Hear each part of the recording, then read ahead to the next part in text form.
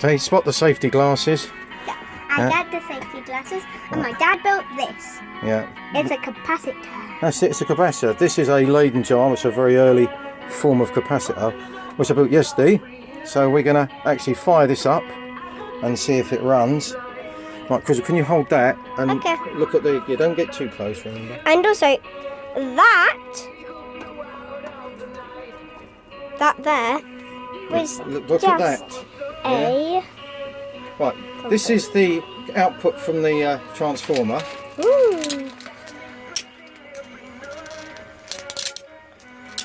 Now, the output from the capacitor. It sounds like a person screaming. It's head off. And it's much thicker than before. So that's that side.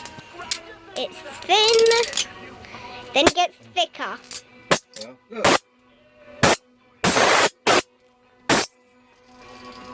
I'm covering my ears. Are you filming this, all the sparks? Yes, I am. Oh, that resistor's getting hot. Ooh! Spot the smoke.